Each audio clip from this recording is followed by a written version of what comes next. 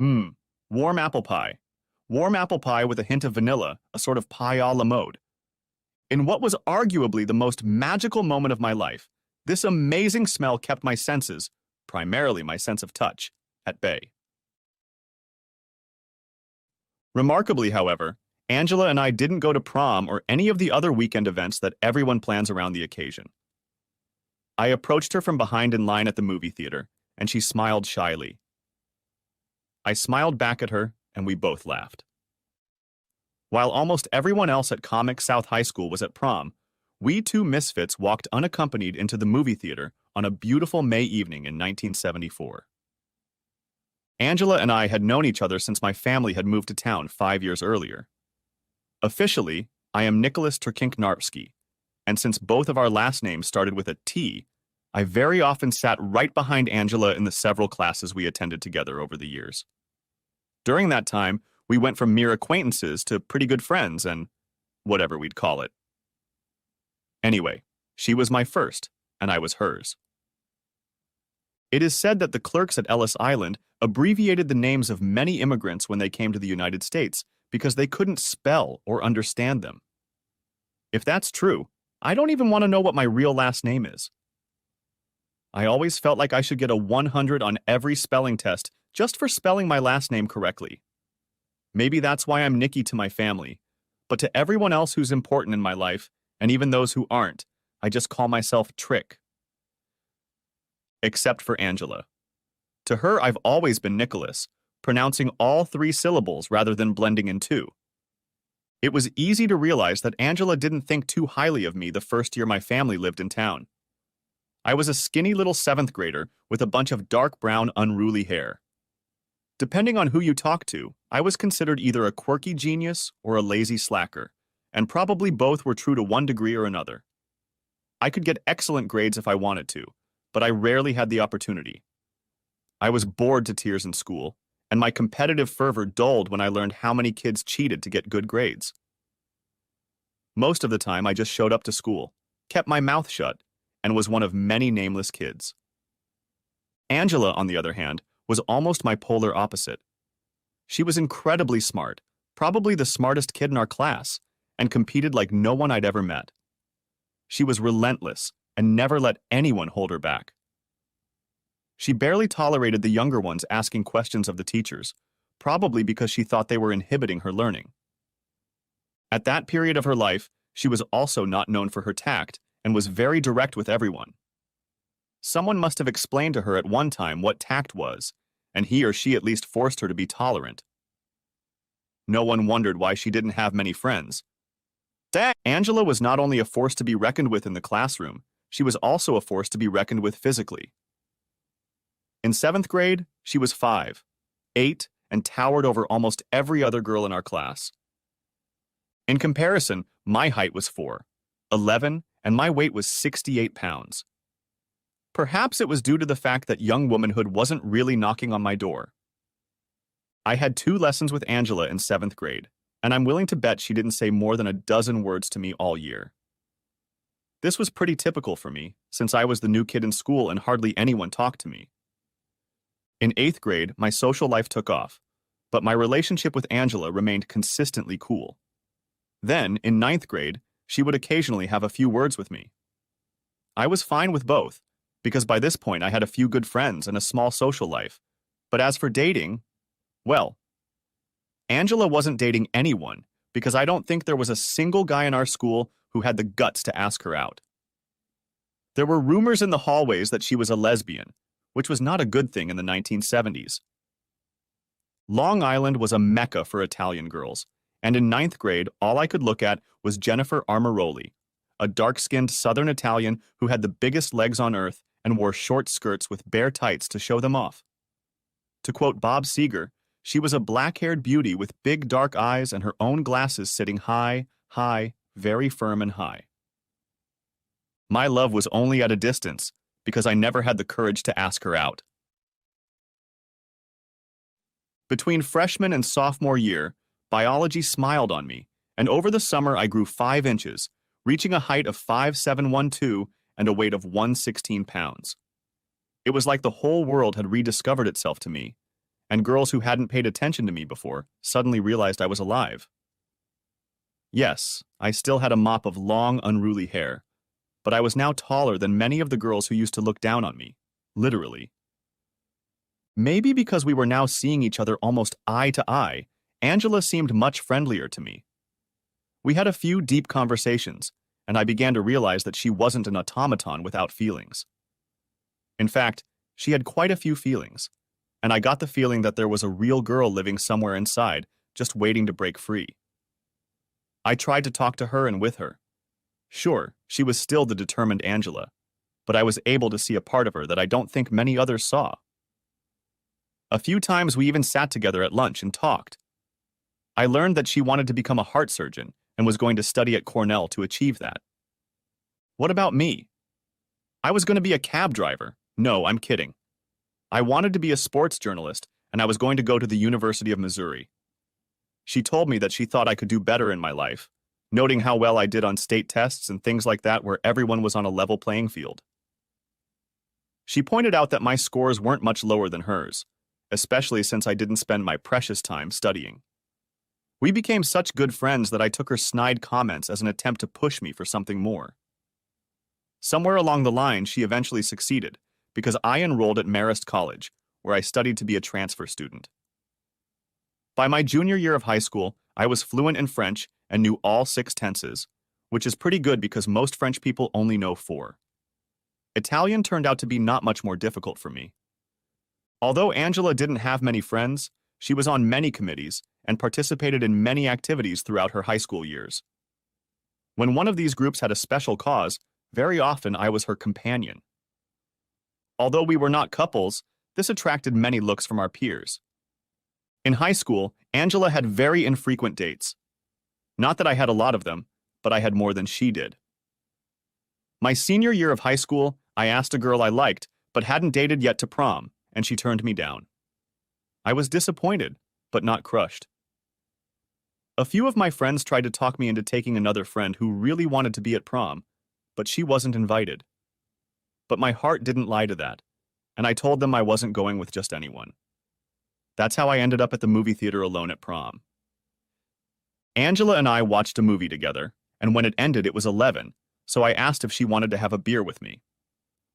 It was 18 on alcohol in New York at the time, and there was a bar in town that I had been a regular at since I turned 18, and that's where I took her. I don't think she had ever had a beer, judging by the look on her face during the first few sips, but she took it like a trooper and drank her half of the pitcher I bought. We just talked like normal people, although I noticed she was a little tipsy as she started giggling and stumbling over some words. We were seated 2 at a table of 4, and for some reason it seemed like she was getting closer to me as we talked. I decided that 1 pitcher was enough for the day since I was driving, and after paying the waitress, we both got up to leave. At this point, we were practically standing on top of each other, and I'm not quite sure what possessed me, but I leaned over and kissed her. And the next thing I realized was that I had moved the car to a dark spot in the back of the parking lot, and we both sat in the big, comfy back seat. Again, I didn't quite realize it, but we got down to it. Again, we talked about general things without confessing our boundless love for each other. I think we both realized this was one of life's happy moments and were smart enough to enjoy it.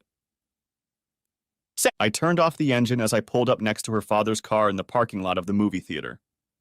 Before she could open her car door, I pulled her into my seat, looked her straight in the eye, and said, "Thank you for the gift of you.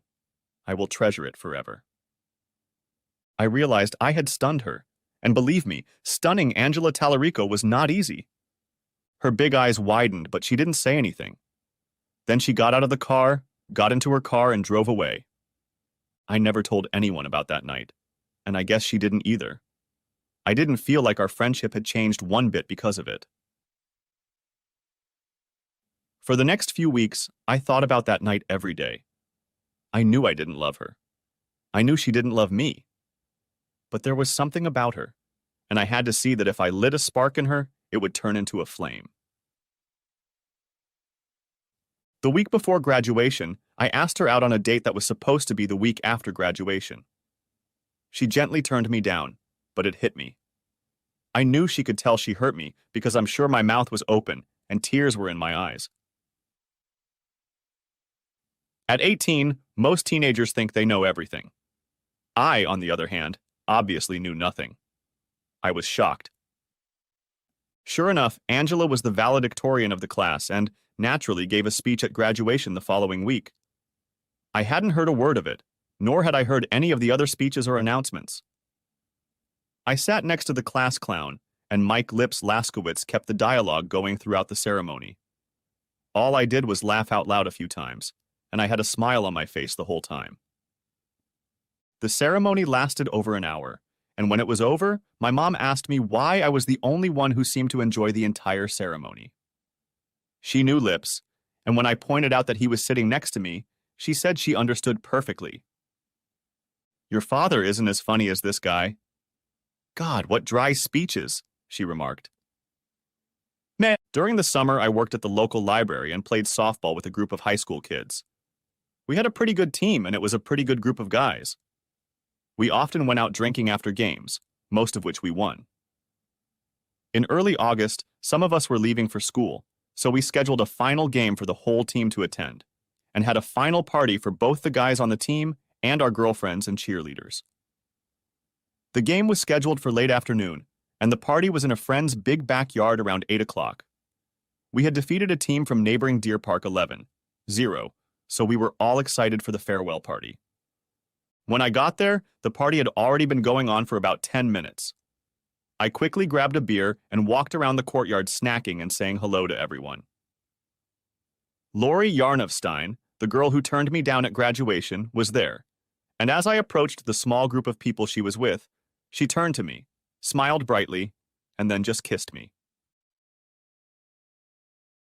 Lori and I had been friends all through high school, and I always wanted more, but I didn't have the courage to ask her out until prom. She never gave me a reason for turning me down, but I found out from my friends who went to prom that she didn't go either, so it wasn't like I was rejected because of someone else. Lori had shoulder-length golden blonde hair, bright blue eyes, and according to a lot of the guys at Comic South, she was just beautiful. I spent the next hour with her. Then, a disapproving voice came from behind my right shoulder. "Sorry, Lori, but you're sitting in my seat," Angela said, looking at Lori and me.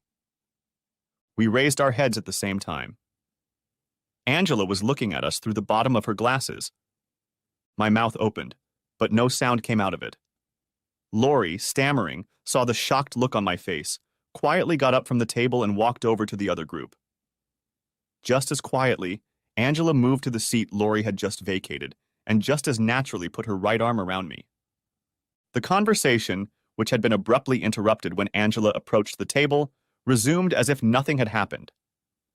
"You owe me," she whispered in my ear, "and I intend to collect the debt tonight." I know I blushed 3 shades of red. At the sight of Angela and I, many people looked in our direction with surprised expressions on their faces. I tried my best not to look surprised either. At the end of the night, a few couples were making plans to go bar hopping.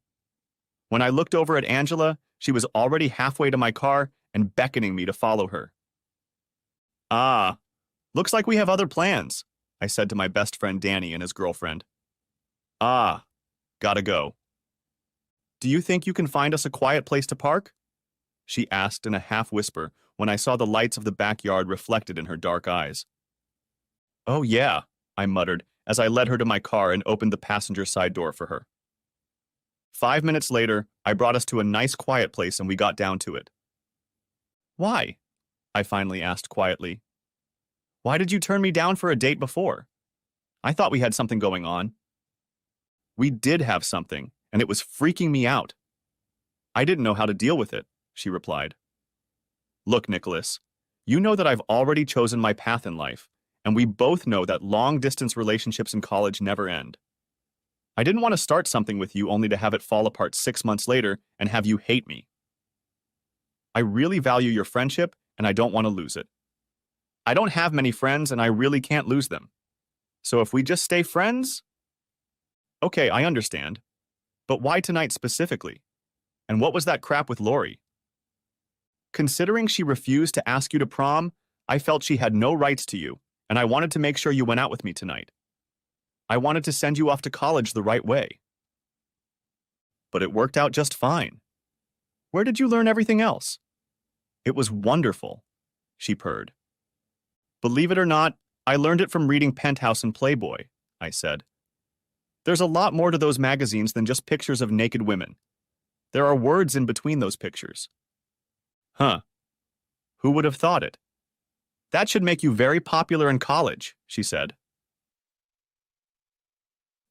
After we got dressed and cleaned up, I drove Angela home. I walked to the passenger side of the car, opened the door for her, and helped her out. Goodbye, Dr. Tallarico, I said in my most somber tone. If you ever have any free time at Cornell, why don't you send an old friend a letter? I reached into my car, grabbed a pen and a piece of paper, and scribbled down my college address.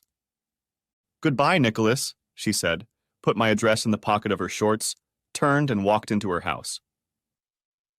About a month later, I did receive a letter from Angela telling me about all the interesting things she was doing. About a week later, I wrote back describing my life. A month after that, I received a second letter, which I also replied to, but that was the last letter I was to receive. I realized what she was getting at. I hoped that someday I would just be a pleasant memory for her. Next chapter. Like I said, I've never dated just for quantity. I don't have that kind of ego. I also don't think I need to date the most beautiful girls, at least the prettiest looking ones. Yes, it's a bonus if a woman is as beautiful on the outside as she is on the inside, but I'm really looking for inner beauty.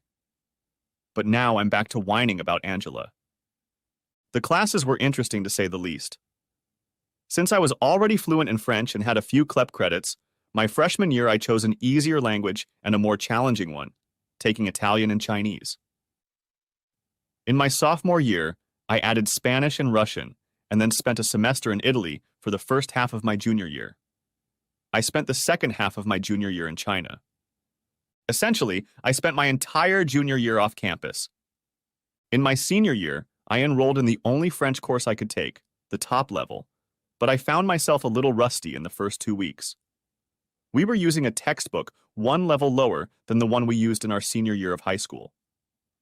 I was doing okay, but I couldn't dominate like I used to, and frankly, I wasn't confident. The professor was a let's get everyone involved kind of person, so I approached her and asked for a courtesy. I'll turn in any work she wants and pass the tests, but I don't want to participate in class discussions for 2 weeks. Then I explained to her I would not only participate, but possibly dominate to the detriment of the rest of the class. I guess Madame Crate was hard of hearing, because for the next 2 weeks she seemed to go out of her way to ask me questions. This annoyed me terribly, and as a result, I remained silent. 2 weeks later, I was summoned to speak to the Dean of Languages, who told me of Madame Crate's complaint. Dean Patrick, I said firmly, have you checked my certificate lately? Is there anyone in this school who has a higher grade point average in the core subjects than I do, and who even comes close to the amount of linguistic diversity that I have? Wouldn't it be a shame if this year's honors faculty member dropped French because of a professor's harassment and made sure everyone found out about it at the banquet? By this point, I was feeling pretty smug. Without another word, I turned around and walked toward the exit and literally knocked over my future wife. Tracy Patrick was the dean's daughter, and she was apparently walking through his door with her lunch from the local bistro when I turned around and walked right over her, knocking the bag of food out of her hands and sending her onto her back. I was about 6 feet tall, and this babe was about 5 feet tall, so I could only see the top of her blonde head when I collided with her. At that moment, I didn't yet know that she was the dean's daughter, but I felt terribly embarrassed for flattening what seemed to be the cutest babe I'd seen on campus. She let out a string of swear words in French, which made me back off from trying to help her up off the floor. Without even thinking about it, I immediately started apologizing to her in perfect French. We then chatted for a bit, also in French, after which the dean introduced the girl as his daughter, a marketing graduate. Apparently, seeing a beautiful girl makes it much easier for you to speak French, he told me in French, with a broad smile on his face. Now take my daughter somewhere nice and apologize to her properly and buy me another sandwich on the way back. This lunch was the first of many we were to experience throughout senior year. It's hard to resist a beautiful woman with an hourglass figure in miniature who can hold a conversation 1 minute and then laugh like a 5-year-old when someone tells a stupid joke. I proposed to her right before graduation. She accepted my ring and became the happiest person on the planet. We scheduled the wedding for the following spring at her home church near Marist. I got a job in human relations with an international firm based in Washington, D.C., and Tracy immediately found a job in her specialty in our nation's capital. We decided to live near D.C. in Virginia. We were close enough to play in the city when we wanted to, but far enough away to be in our own world when we came home. In our first year of independent living, we did all the usual kid things, including a few wonderful weekends when we barely made it out of bed. The woman was practically insatiable in bed, and she just screamed when I brought her to a dozen orgasms as a warm-up. The old saying goes, "Chance favors the prepared mind." My chance fell right after our wedding the following spring when I was standing in line at Starbucks during my lunch break one day. 2 young executives ahead of me were talking about how their company needed to hire 2 people who understood the business. Finding someone who spoke Spanish would be easy, but finding someone who spoke Russian would be a challenge. They agreed. I knew I shouldn't have listened, but you could make it easy on yourself and just hire me and not hire a second person, I told them. They both looked at me perplexed, and I repeated twice, once in Spanish and once in Russian. "What are you drinking?" asked the taller of the 2 men, who turned out to be Assistant Vice President Michael Abrams of 529 Orthopedics, a medical device company. The second man turned out to be the company's chief payroll officer, John Hardacre. The 3 of us sat down at a table, and within 30 minutes, they told me about a new position they could create for me at the company, and that this opportunity could be the career of a lifetime for me. I told them I needed to talk to my wife about it, and we scheduled an interview for 2 days later. It was hard to turn down a job that immediately doubled my handsome salary. The only downside we saw was the occasional travel, but we both agreed that for that kind of money, it was worth it. Moreover, we noted that with proper budgeting, Tracy could be a full-time mom when we had kids in a few years. Within 2 years of joining the company, my role had evolved into a combination of translator, business analyst, information specialist, and kingdom protector, as my immediate boss, CEO Ralph Turner, liked to call me. In a loose sense, I became Mr. Turner's right-hand man, his assistant on many projects. Because I was proficient in 6 languages, to which Arabic was added, I was often involved in high-level negotiations. I was not the official interpreter in these negotiations, but it was my job to make sure that what was being said to Mr. Turner was not twisted. It was kind of a covert role, but there were times when I had to go undercover so as not to disrupt the negotiations. These instances usually resulted in the official 529 interpreter losing his job and the other side sitting at the table in shame. In my 28 years, I was making incredible money and playing an important role in an international company. Tracy stopped working right before the birth of our first son, Joshua, 3 years ago, and 3 months before that she gave me a daughter, Isabel. Tracy was a wonderful mother.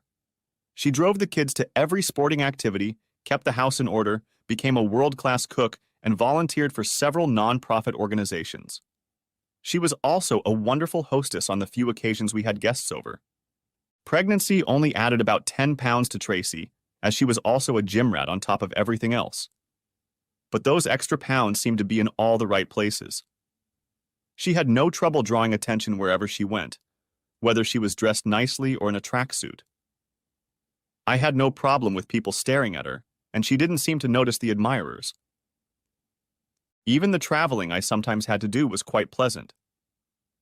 Since I was part of the inner circle, I always traveled either business class or first class, and the 529 always put us up in great hotels.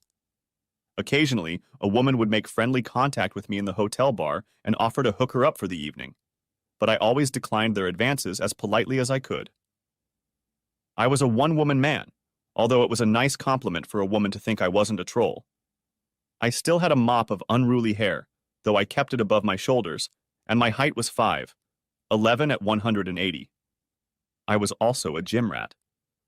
From time to time, when a woman tried to pick me up, I would inquire about her history, especially the married ones. I even talked to some of them who told me their stories, and in most cases, I encouraged them to try to fix things in their marriage. Probably some would call me Dr. Phil in 6 languages. A few years later, we finalized negotiations with a hospital in New York City, and after a great lunch with the 529 team, I headed to the hotel bar, which was mostly dimly lit and empty, for a nightcap with a rye glass or two. Although I didn't turn my head to look, I could tell it was a woman who sat down next to me as I could smell her perfume. "Buy an old friend a drink?" she asked in her direct manner, and I immediately knew it was Angela. "Dr. Tallarico, I presume?" I asked brightly. "I always will." "You remembered. Like I've told you all these years, it's just easier to keep the name, my husband's name." I studied her face in silence, except that she had perhaps seen too much pain and suffering from her patients, or maybe in her own life, as reflected in her eyes, her face was almost exactly as I remembered it. She was dressed for an evening out and looked beautiful. She was still a large woman about 10 years old, but looked a little slimmer than she had in high school, maybe 140 pounds. I took a quick look at it all, and most women wouldn't even realize that I had gotten such a good look at everything. But it was Angela. Nothing could get past Angela. "Did I pass the inspection?" she asked in a cocky voice. She blinked, waiting for an answer. Of course, it was Angela. "Yes," I replied cheekily. We both giggled and sighed. I ordered her a Tanqueray and tonic. Having occasionally talked to old friends, I knew she was an up-and-coming cardiac surgeon destined for a very big career. I expected nothing less. I also knew that her career was more important to her than her personal life, and the proof was in the ring finger of her left hand, despite the slight groove in her skin. "Alone so far?" I asked, lifting my left hand and wiggling my fingers. "Yes, he was a good man. He just couldn't accept that it would take me this long to get things done. I didn't lie to him, just like I didn't lie to you." No, she didn't lie to me. She told me everything straight. "What about you, Nicholas? Are you transferring to the UN or something? A wife and 17 kids?" I told her about how I got a job in a 529 and how it was going. Then I pulled out my phone and showed her pictures of Tracy and the kids. She seemed really happy for me. We had a couple drinks each, then I paid the bartender and said goodnight to her.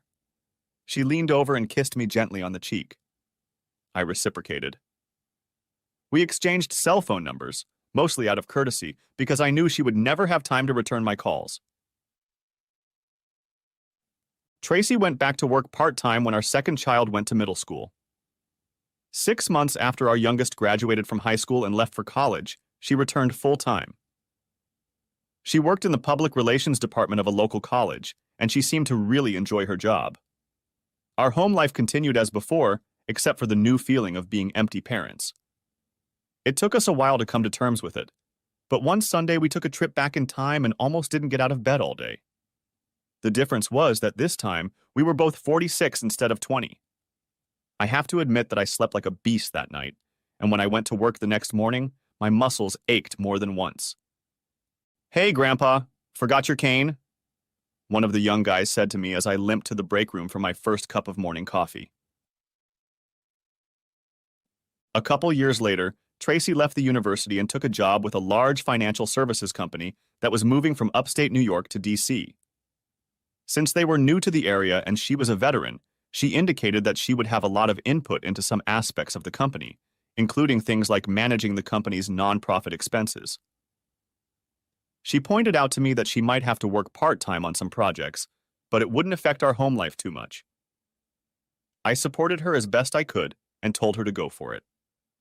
I didn't pay much attention to it at first, but about a month after Tracy went to work at the financial firm, she started staying late for an hour or two about twice a week, and a couple times she stayed late around 11 p.m.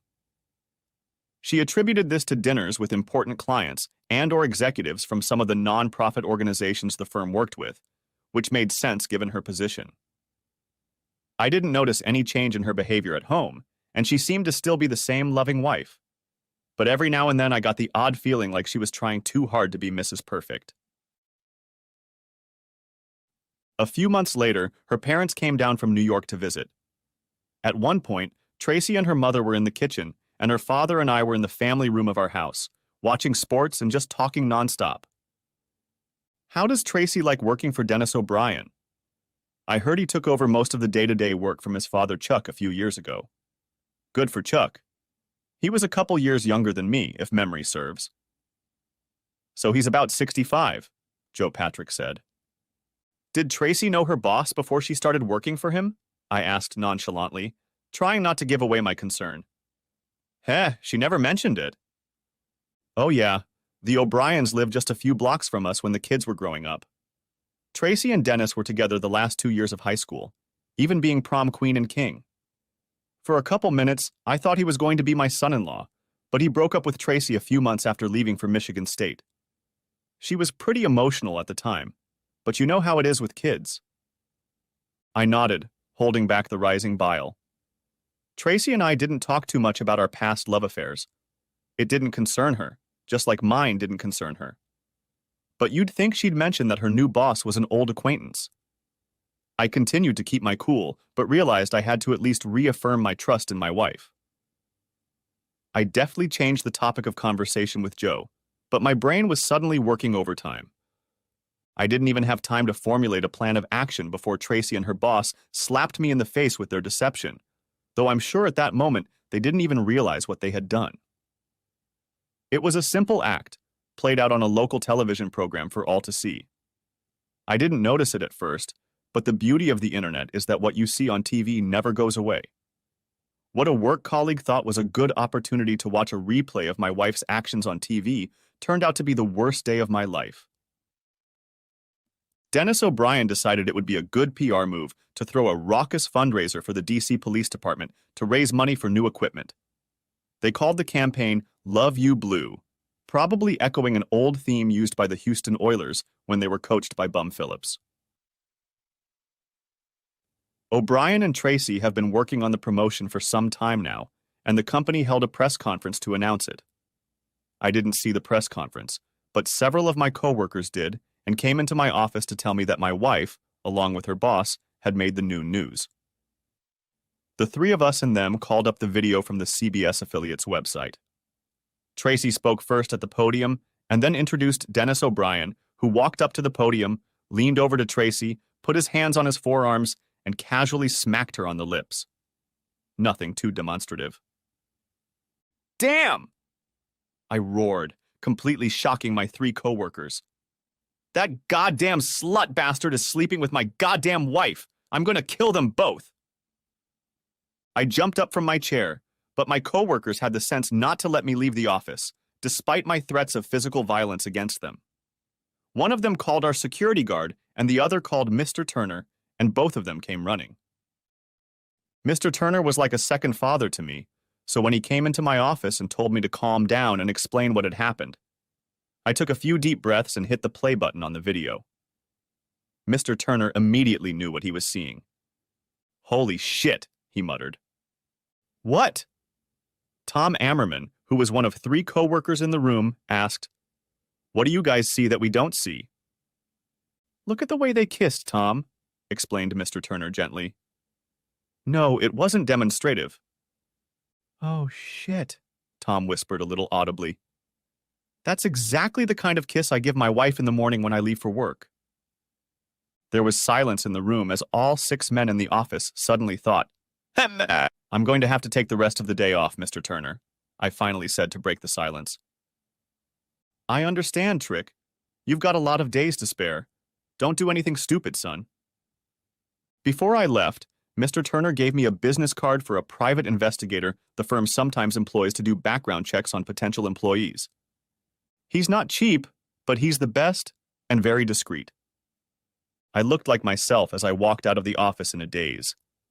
A look of pity appeared on the faces of Mr. Turner and my coworkers. In a few short weeks, I had gone from being the happiest married man in the world to being suspicious and devastated. How much of this was all a hoax? Had she only married me because she couldn't have him? Maybe there had been others before that? When I walked out of the building, I was literally sick to my stomach. I was angry, hurt, and confused. What had I done wrong to deserve this? On the way home, I called the PI company and made an appointment for the next day. There is no better time than the present to have your heart ripped out. Driving home, I opened my extensive wine cabinet and pulled out a bottle of Jameson's Black Barrel. Tracy arrived around 6, by which time I had managed to drink a third of the bottle of Irish whiskey. She came smiling and cheerful, triumphant after the big fundraiser, but one look from me told her something was wrong.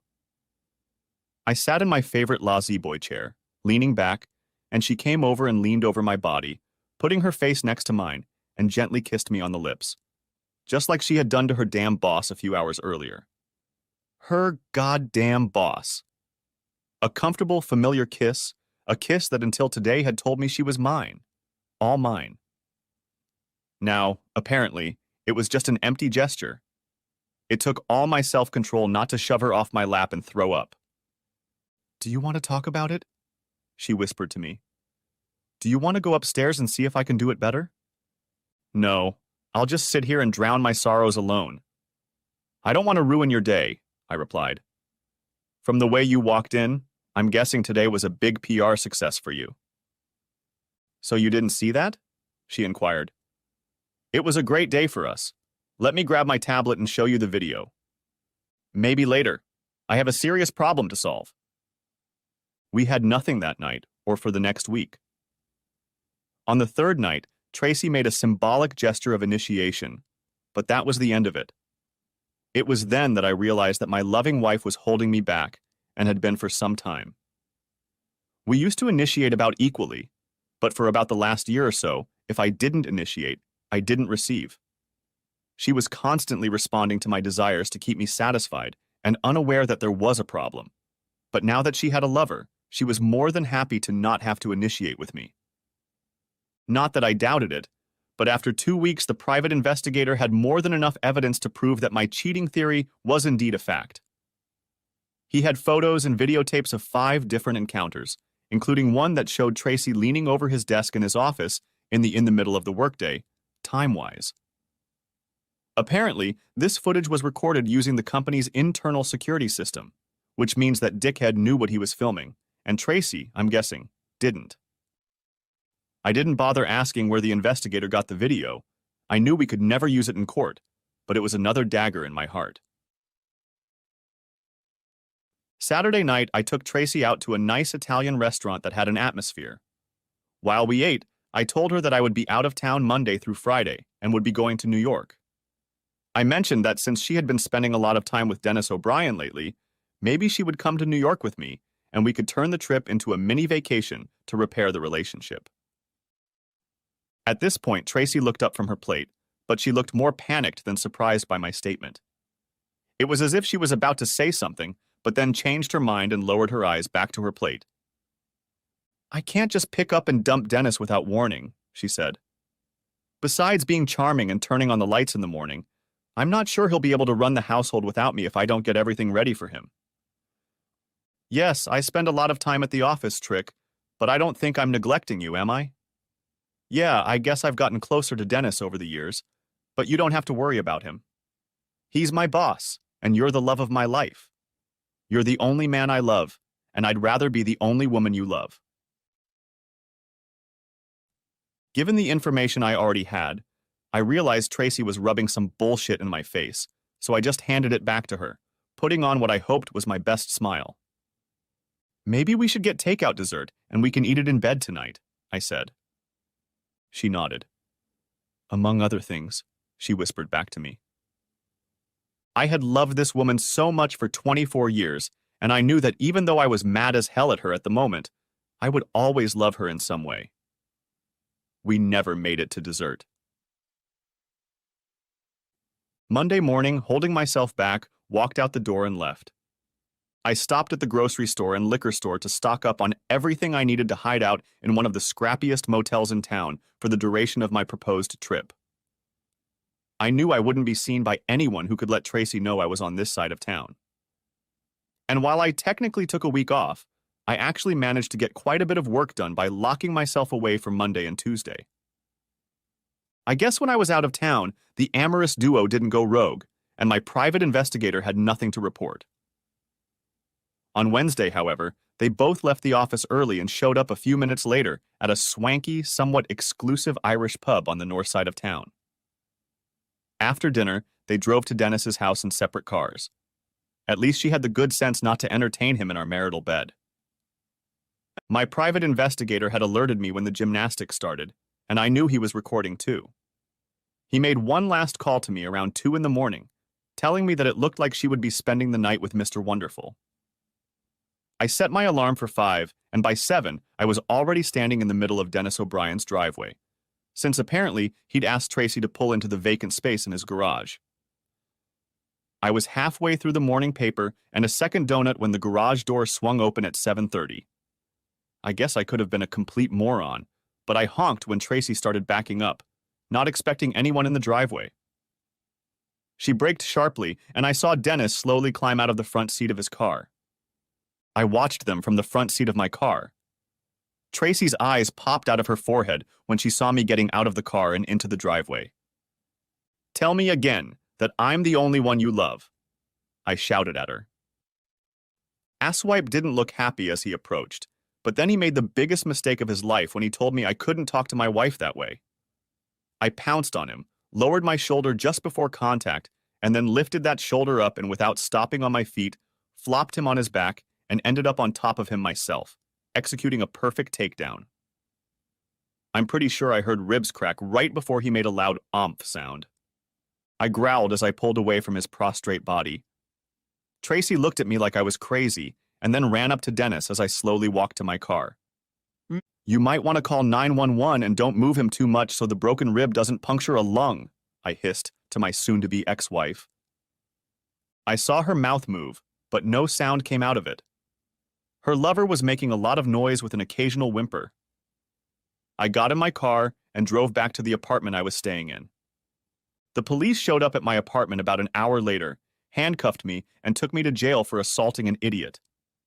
Apparently, O'Brien wasn't too pleased with the pain his broken rib was causing. I used my one phone call, not to alert my lawyer, but to call a reporter friend from the biggest newspaper in town. He found my arrest interesting, and within 2 hours of my call, I was a free man again. Huh? Who would have thought it? An hour after I got back to my apartment, Tracy showed up at my door. "We need to talk, Trick," she said, with the biggest understatement I'd heard in years. I opened the door all the way and gestured for her to come inside. "Why? Just tell me why," I whispered. "I'm not really sure. I still love you, Trick. I really do. It's just that Dennis and I had a history and—" "So you still love him, even after all these years with me?" I cried. "Did you ever really love me? Was I just a poor substitute for him? What about the kids? You just couldn't keep your legs shut, could you?" Emotions ranging from rage to bewilderment raced through my brain. She would never know how close I came to punching her in the face at that moment. She looked at me with pity in her eyes. I knew it was over between us. And I knew that one cracked rib wasn't enough for an asshole. "I'll take care of the filing. Get yourself a lawyer and we can at least act like adults," I said. "Also, make sure that asshole doesn't cross me. I won't be so nice next time." Our week-long presentation in New York was a huge success, and on Saturday night, 529 orthopedics threw a raucous party in the upstairs party room of our hotel. Any worthwhile physician from any hospital in the city, a bunch of hospital administrators, and the upper echelon of 529 were in attendance. I was wondering what one of the most famous cardiac surgeons in the city was doing here when she walked in. Heads turned as Dr. Angela Tallarico entered the room dressed to kill, wearing a black gown. I tensed as I saw her look around, spot me, and head purposefully in my direction. I suppose it could have had something to do with the fact that I hadn't gone on too many dates since my divorce 4 years ago, or it could have been the fact that it was Angela. I was talking to a small group when I spotted her, quickly apologized, and headed straight for her. I gave her a wry smile and then we hugged. There was a strange silence in the room. Bella, beautiful, I whispered in Italian, knowing she remembered the language she had learned in school. She gave me a 10,000-watt smile. Suddenly, I noticed that there were lively conversations going on all around the room. I hope you don't mind me intruding on your orthopedic party, Nicholas, she said flirtatiously. Never, I replied. I'm so glad you stopped by. I directed her to the bar, where I brought each of us a Tanqueray cocktail and tonic. At my request, she told me about the life of one of New York's top heart surgeons. I noticed that she still wasn't wearing her wedding ring. Tell me, is Mr. Tallarico still not in the picture? I asked finally. She hesitated. She cleared her throat. She looked guilty. I don't have time for Mr. Tallarico, if that's what I wanted, which I don't think I do, she said. I've had a few boyfriends since my divorce, but nothing serious. You know what I'm like? Unfortunately, I do. You always let it take over. When are you going to let your heart take over? I did that once before, remember? It didn't end too well for me. Wrong guy. Stuff happens. Get over it, I said. Just like with my wife, although I have to admit that 24 years is a lot more than my 6. I gave her an angry look for a second, puzzled as to how she even knew about my divorce. But then I realized it was Angela. We'd always been brutally honest with each other. Well, almost always. She studied my face for a long moment. I looked deeply into her eyes and was sure I saw what I was looking for. You look beautiful, I said, as we sipped our drinks. You walked in very spectacularly. I'm sure I did. Dr. Angela Tallarico always looks very spectacular. Right now, there are at least a dozen doctors and administrators wondering what the hell I'm doing here. I'm glad you're here. Let me introduce you to someone I think is important. With Angela in my arms, I walked around the premises until I found Ralph Turner. He was one of the few people I told about Angela. So, this is the lovely Dr. Angela Tallarico. I am truly honored, Mr. Turner said in his most courteous manner. Angela blushed. This didn't happen to her very often. Somehow she realized what he meant to me. It turned into a wonderful evening. And then it turned into a wonderful night. Angela didn't hesitate when I suggested we go to our room after the party. What happened next, I think, is obvious. Later that morning, I sent her home in a cab and left for the airport with my 529 team.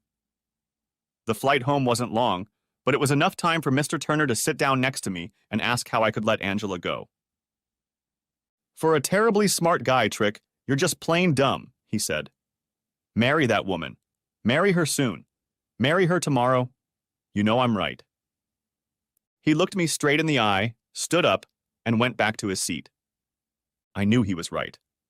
The question was, would I ever be able to convince Angela? 2 weeks later, I stood on the doorstep of the house owned by Pasquale Pat and Lorraine Tallarico, Angela's parents. I had never been formally introduced to them, though I had always known of them. I knew they were incredibly important to Angela and the person she had become.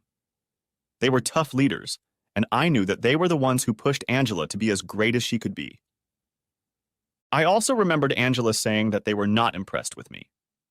That was decades ago, and I hoped I could use them as allies in trying to win their daughter's love and devotion. Angela's heart was a prize worth winning, and in my 50s, I was willing to do anything. I had given up the challenge once, but not the second time.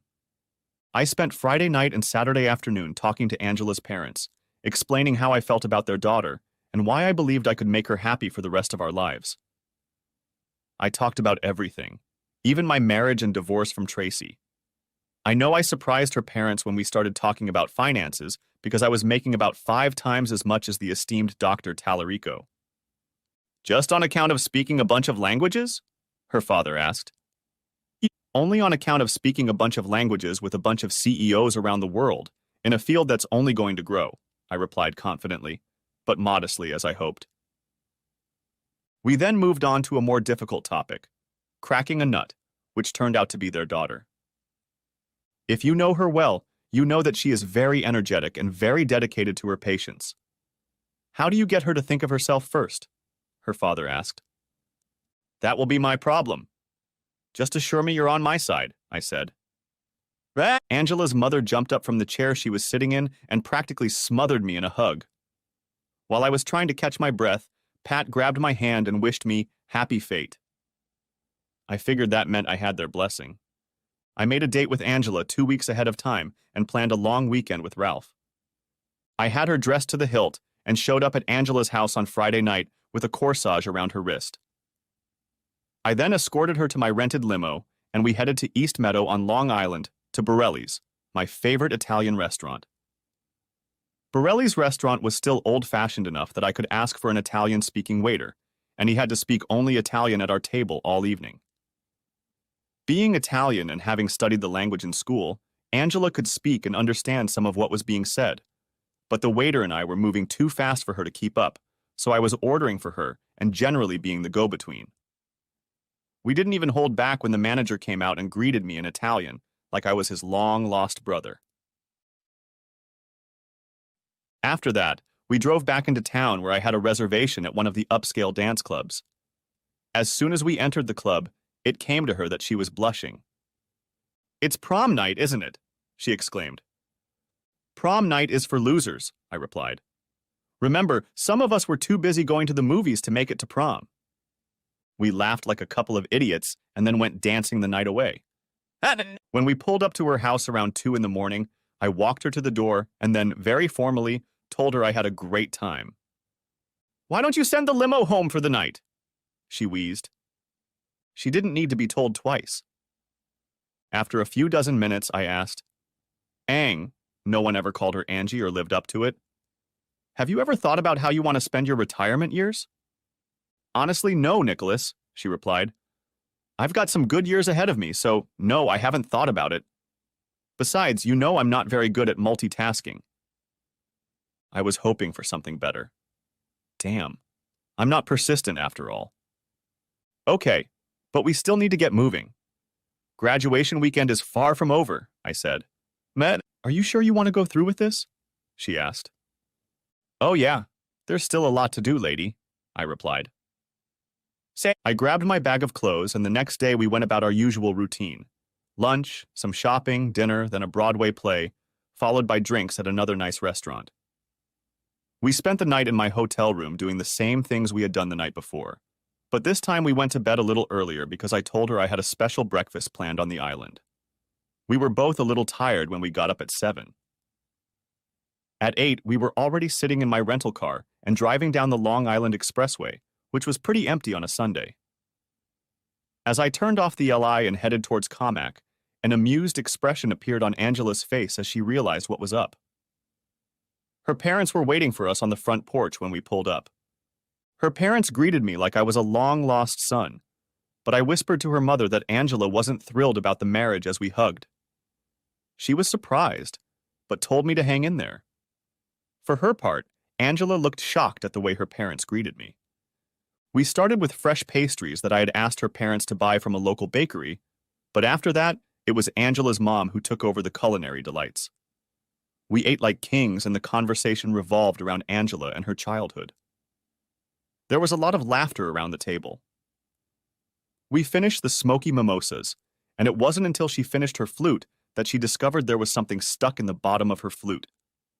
That's where I'd stuck the 3-carat yellow gold engagement ring I'd had specially made for me at Tiffany & Company. "Nicholas, no. You didn't," she whispered hoarsely, bursting into tears. I can't accept it."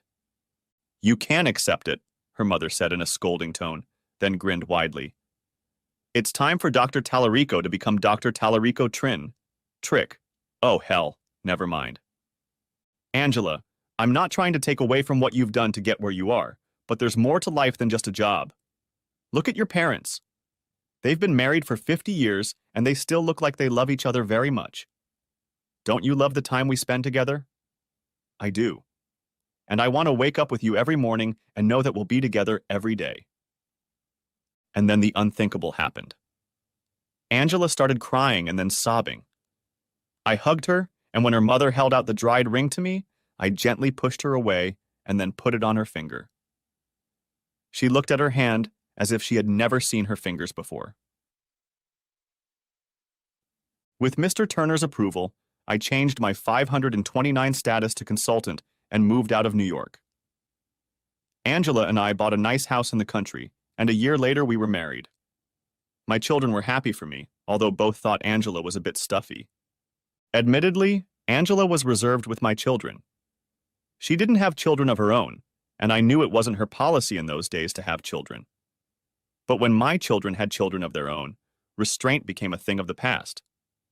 She may not have wanted to be a mom, but her grandmother's genes were huge. Okay, ridiculous would be more accurate. It gave her a huge advantage over her children, and they were able to bond strongly. Grandkids were the only reason we dated my ex and husband #2 Dennis. We were never the best of friends, but we managed to be civil, especially around kids and grandkids. Dennis was still a little mad at me since he never forgave me for breaking his rib, but he should have known I could have done more and really messed up his life. He certainly deserved it. Waking up next to Angela every morning is a pleasure. Our life together is good, although sometimes she still gets a little carried away with her work. It's understandable given what she does, but at times like that I give her a day or two of respite and then bring her back. She always apologizes for snapping, and we usually spend the whole weekend in bed, although in our 50s, we don't do it the way 20-year-olds do. Most of that time we just lie in bed, cuddled up, and talk about everything and nothing. We are best friends, lovers, spouses. We both plan to retire at 60 and travel the world a lot. Maybe I should learn a 7th language. The end. Thanks for watching. I hope you enjoyed it. So subscribe to my channel and watch the next video.